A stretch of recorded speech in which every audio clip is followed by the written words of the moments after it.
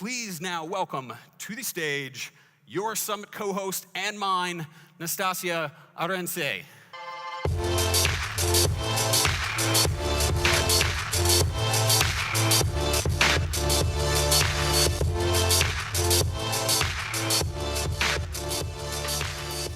Hello. Hi, everyone. It's absolutely great to be with you. And the crowd is actually big. I was getting a sense of what the picture looks like, and I'm absolutely impressed.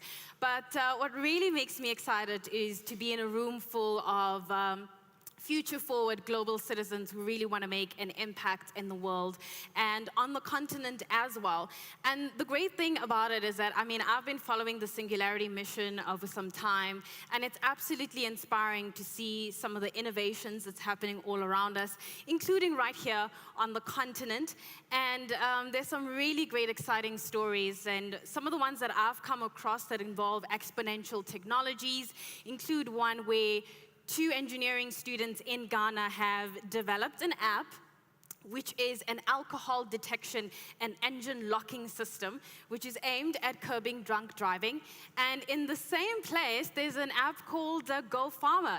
So it's aimed at hacking the healthcare industry by basically linking experienced pharmacists with untrained medical staff in rural areas. So what this shows is that, there's a lot of innovation happening, but that's not all. Ethiopia has its first waste-to-energy plant, which is the first of its kind on the continent. And not too far from Ethiopia, a 24-year-old Ugandan student has devised a way for us to test for malaria without drawing blood. So if you're afraid of needles, this is probably one of the technologies that will be really helpful. But what I'm loving about these ideas is that everybody seems to think that Africa is in the background. We're not taking cognizant of the technologies happening. But what this shows is that we're not sitting by on the sidelines waiting for technology to happen upon us. Even though we have a lack of infrastructure, it's that very lack that is even allowing us to leapfrog in leaps and bounds, even far more than developed countries can expect of us. And now these stories that I've shared are just some of the most ambitious, imaginative minds on the continent, and there are others out there. You've surely seen various platforms where global leaders or even African leaders will talk about we need to create African solutions for African problems. What these young people are showing is that phrase, African solutions for African problems, isn't just a catchy phrase we've made up along the years. It's real, it's happening, and it's very important. Absolutely. I could not agree more. This is a moment of tremendous opportunity and also tremendous responsibility for leaders. This is the time to ask hard questions and to question easy answers. Right. And so now a question for you.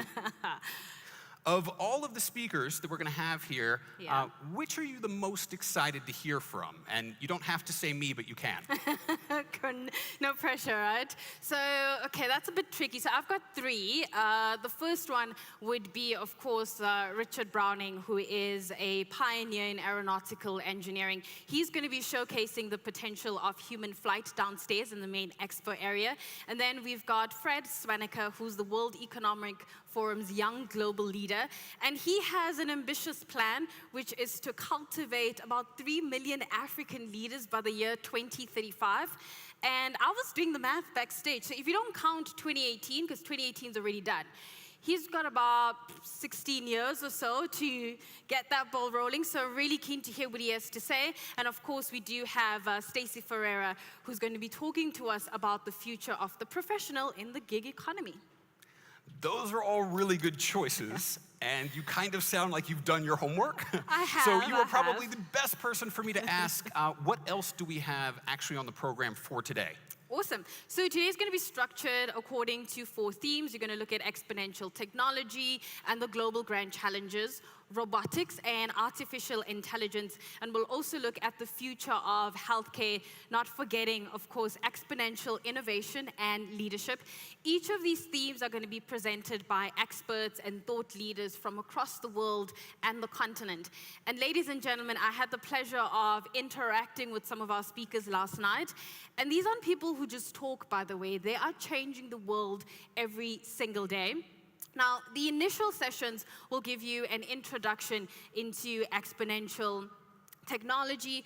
Will even familiarize you with some of the possible solutions for the global challenges before we even talk about technology's broken promise. And of course, we'll hear about innovation and disruption as well, and the art of it, which is also important. So last year, I noticed from backstage that there were people who have come back to join us. So if you thought that last year this conference was big, what we've done this year is that we didn't just step it up a notch. I mean, we've literally pushed the envelope. We are going to have a concurrent second track that's going to take place during the ad breaks, and you're more than welcome to visit it. During the first break, that track is going to have a talk on hacking humans, and we checked it out yesterday. It's kind of a bit of a silent disco element to it, which is pretty cool. Yeah, I think it's going to be awesome. You're not just welcome to check out that second track, you are warmly encouraged, friends. This is for you, and I think you will be very interested to hear what Adam has to say about hacking humans. This is the future, and it is a complex and weird place. Speaking of places that are kind of complex, this second track, it is downstairs in the expo area, and the way that it's going to work is you'll be able to get a headset there, and we'll be streaming the audio from all of the second track speakers, so you can make your way around the expo area, you can grab coffee, you can sit and watch, or you can just listen as you're going about your business. So it's a pretty cool setup, I think. So I'm going to put you on the spot here because you just did a while ago. So we mentioned that it's got a silent disco element, and we were backstage and then everybody was pulling in. There was a bit of rave music as you described it. And my friend here was giving off his age because he said the blue lights in the background and the sort of warehouse feel give him flashbacks of his party days.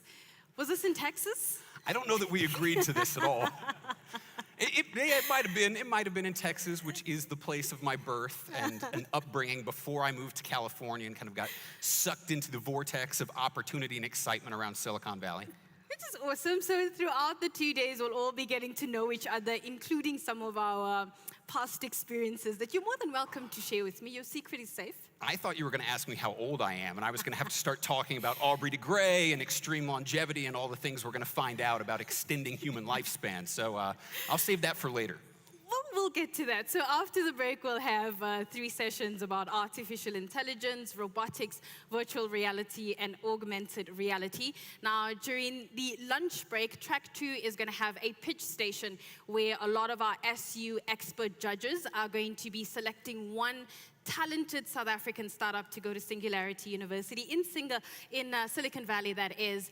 And there you're going to have the opportunity to join the incubator program, which is an awesome opportunity. And you mentioned that to me over the weekend. Yeah, it really is an incredible opportunity. And as Shane noted earlier today, SU Ventures has helped impact-focused startups secure hundreds of millions of dollars in funding, navigate every stage of growth, and scale exponentially.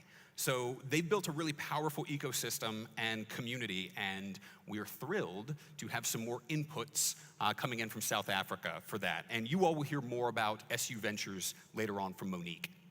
Okay, and then after the break, we're going to have sessions on longevity, digital biology, and we'll also be talking about the future of food. During the second tea break, the pitch station, the second track is going to have a fireside conversation with Alex Gladstein. He's from the Human Rights Foundation. And we're also going to have Gershi Karuri Sabina. She has many titles, but many of us know her from the role she plays at the South African Cities Network. Then we'll be talking about technology and how it can basically create governance and even improve governance in smart cities. And they'll be talking about how we can impact the economy and, of course, drive much needed job growth on the continent. And some of the other things we're going to be talking about is the future of the human potential. We'll talk about the leaders of tomorrow. And, of course, my person I'm looking out for, the World Economic Forum's global leader. He's going to be talking to us about exactly how he plans to cultivate those young African leaders. And then, of course, we're going to be talking about harnessing productivity. And the one thing that should be exciting, later tonight, we're going to have our networking dinner, which is full of some really nice surprises and awesome networking opportunities. Nastassia, I know you made some connections out there. Yes, I did, but I'm hoping that everybody's downloaded the app because, again, when you check in, you get points, and then you get to have a cup of coffee with any of the speakers that you like. Right now, Adam is a favorite. He seems to be, you're a favorite. Don't get me wrong, I liked your talk. I'm just a guy. Adam, though. Adam was great. I enjoyed his talk. I love the idea of being able to connect your brain to the internet and transmit all kinds of information and even get to know our brains a little better.